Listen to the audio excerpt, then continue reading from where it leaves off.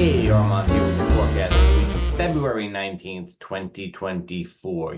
I was so excited with everything that was happening last week. With Mars and Venus going into Aquarius and meeting with Pluto and all of these things. I neglected to mention that on the 18th, on Sunday, which was yesterday, if you're watching, well, it was Sunday the 18th, which may be still in the future for you if you're watching this early. The sun went into Pisces. I think most astrologers would probably say that was a big deal, and I kind of neglected to mention it. It was right. It was in my notes, but I guess I kind of, sort of glossed over it. So the sun is now in Pisces. Okay.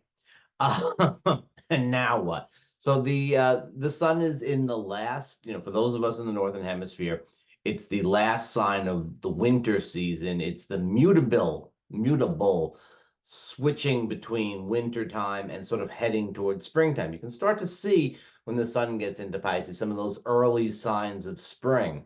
Depends where you are, depends what latitude you're on. Some of you are already seeing those things. Those of us here in the northeastern United States, couple little indications actually. Some of those little flowers they're not flowers yet, but they're starting to push their shoots through. And I saw witch hazel starting to bloom today. So by all means, we are getting there. And as the sun moves into Pisces and moves through the sign, we start moving towards springtime. You can tell, if you're in the northern hemisphere, you can tell that it's getting lighter. It's staying lighter longer. The sun, even like during the daytime, is much higher in the sky. It's got a different kind of brightness than we had back in, let's say, the Sagittarius Capricorn days. So we are feeling that motion. And what happens as the sun goes through the sign of Pisces is that the days get longer faster. Right. So around the solstices, which of course is like the Capricorn solstice in the wintertime, is when we see the sun least. And at the Cancer solstice in the summertime, the sun is out for most, well, the largest day of the year. But they don't change very much right around those times, which is, it's not great for wintertime, but it's good for summertime that, the light stays around. You don't diminish by a couple of minutes a day. As we get closer to the equinox, as we go through Pisces season and then through Aries season, that's next month, indeed, the days change a lot faster. Each day gets measurably longer. So we are really feeling this, and that's part of the whole Piscean transition. We're really leaving behind the winter and leaving behind from an astrological perspective, we're leaving behind the last year because the astrological year begins at the Aries equinox. It's not too different from Chinese New Year if you think about it. But all right, well, there we have our little discussion. The sun's in Pisces. Now you know about that. Let's talk about other things that are going to happen this week while the sun is in Pisces. The big story is kind of going to have to wait towards the back half of the week when we have the full moon in Virgo. Before we get there, Mars and Venus and Jupiter start doing some stuff. Now, so we have, this is Mars and Venus are in Aquarius, you'll recall, got charged up by their meeting with Pluto last week. And they're going to meet with each other. They meet with each other on the earliest hours of Thursday. So we're feeling this Wednesday, Thursday.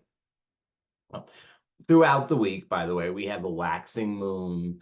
It's, generally an energetic time. It's a good get stuff done kind of thing, just go about your business type of energy.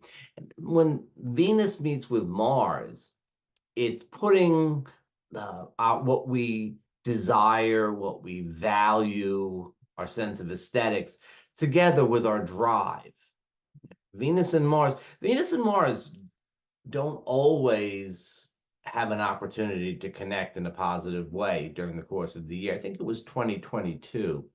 Catherine Urban, great astrologer from Cleveland, pointed this out, that in all of 2022, I think it was 20, well, maybe it was 2021, there was only one harmonious aspect between the two planets in the entire year. So this is the beginning of a new cycle. Their cycle lasts a while because Venus will come around and meet with Mars again in a little bit more than a year. But when sometimes Mars retrogrades and things get a little bit out of whack. But not this year. Well, I digress. So Venus and Mars beginning their new cycle in Aquarius. Okay, so we're thinking about what we value, what we look for in relationship, we're looking for drive in the sign of Aquarius, where there's kind of a sort of idealistic, as long as I'm getting what the ideal, as long as my ideals are met. That sounds a little bit demanding. As long as things are in harmony with my ideals, I'm pretty happy with things. I don't need to worry about the particulars. So for relationships, but also for artistic projects and, you know, financial matters as well. There's this kind of, as long as we got that core need met, as long as we're hitting that ideal, in the sense of like, we're not selling out, or we're not compromising too much. As long as we've got what we really need, we can be very flexible as far as the form goes. In terms of relationship is maybe the easiest way to think about it. But the idea here is one of, as long as I have that basic, I say basic need doesn't sound all that idealistic. As long as that which I'm looking for is present, I don't really care about how we deal with, Friday night is pizza night or anything like that. I'm flexible about that sort of stuff, as long as the core ideal is met. And again, when it comes to creative projects, you would find the same type of thing. I mean, creative projects would have a lot to do with expressing collective needs as opposed to sort of like the individual. And when it comes to an individual story and sharing individual experiences and so on, I think the emphasis then comes into, but there's the value of the story shows something greater. Right. So, and and you'll see this, for example, in the music that becomes popular over the course of, let's say, the next little while, uh, probably for the next year, when there is a sort of social message behind things. And again, it could be a very personal story, but this personal story speaks to the greater collective. So keep your eyes out for that. A lot of biographies, I might have mentioned this before, but you know how it is. A lot of biographies came out in the fall, and I think that you'll see that some of them are going to continue to be popular and catch, as it were, because they spoke to social and political dimensions of things that are going to catch with the greater, it catches with the collective. This Aquarian energy that is so prominent. Now, Aquarian energy does not mean that we don't do our personal things, but the Aquarian energy that is so prominent with Venus and Mars in the sign, Mercury for a while in the sign as well, and Pluto in the sign especially, it is very much about the collective. Is very much how do you connect with the collective? How does your story and what you're trying to do connect with the collective? How do you connect with the collective? Yeah, how to connect with the collective. Things to keep in mind. Okay, so Venus meets with Mars, and then they go on to square Jupiter on Saturday, and that is the day of the Virgo full moon. So we get a full effect here, right? We're going to get the full effect. Venus and Jupiter always get along really well, and on top of all, Jupiter is in Venus's sign of Taurus. So there, it's a square, it's a tense aspect, but it's not really, it's not really going to be tense.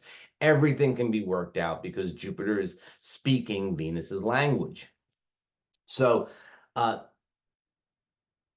if we look to the now, it's happening at the full moon, and so this definitely speaks to the socialization end of things. It speaks to uh creativity. It speaks just to the way it just speaks just to the way that we go about the day, and it's very energetic. It's very energetic. Jupiter square Mars, it just pushes the energy forward.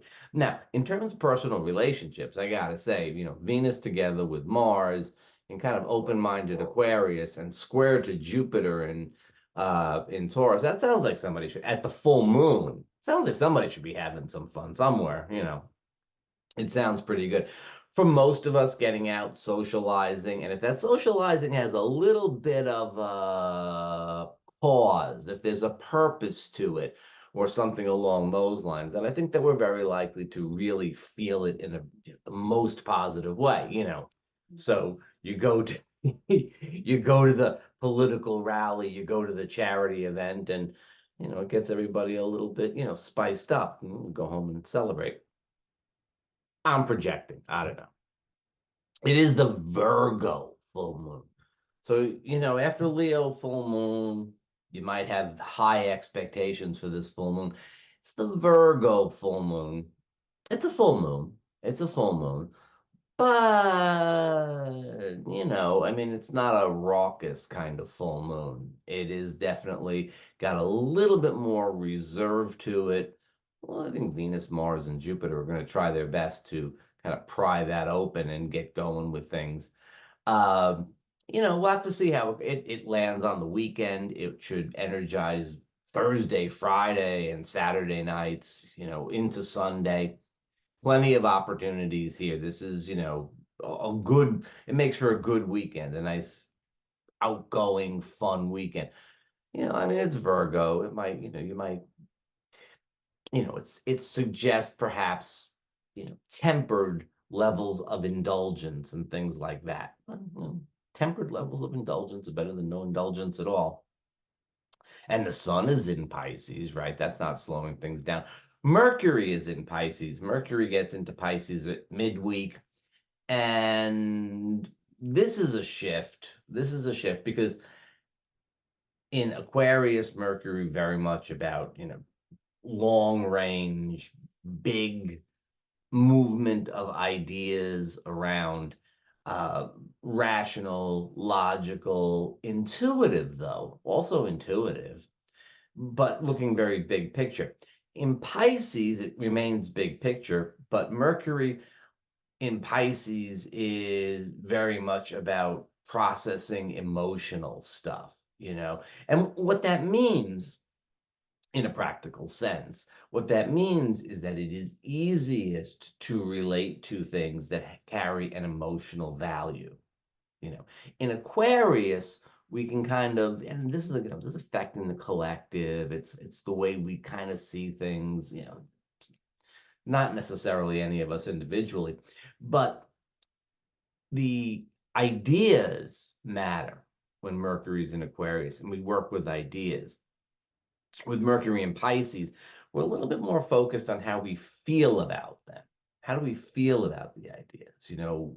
Uh, maybe we are expressing higher ideals, but in the case of Pisces, then it's more about compassion, it's more about openness, it's more about um, inclusivity and expansion towards others and so on. That matters a little bit less about just moving around the ideas. It's pretty nice. It's pretty nice.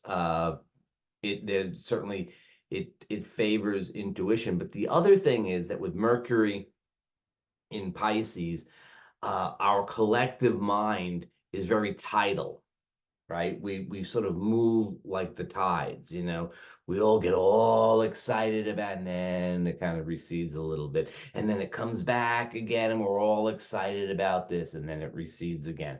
That's kind of what happens when Mercury is in Pisces, and you'll see that in the collective as well. Again, we're not that excited about ideas. That was Mercury in Aquarius. And we are more concerned with the emotional value of things. But even then, it's tidal. So we get all excited about it, and then something else will come up. So if you're around on Saturday morning, the 24th, the day of the full moon, at 12 o'clock Eastern time, we will have the March forecast. Now, the March forecast is one you don't want to miss. It's available. Obviously, if you tune into the channel, you like and subscribe, you'll get the notification. And tune in live on the 24th and get the story. But you can always watch it later if you're not around at noon Eastern time on the 24th. But March starts to be much what am I trying to do? I'm trying to sell March's astrology, it's this. But we have eclipses and things like that. Eclipses, the equinox, there's all kinds of stuff. You're just gonna have to wait and see.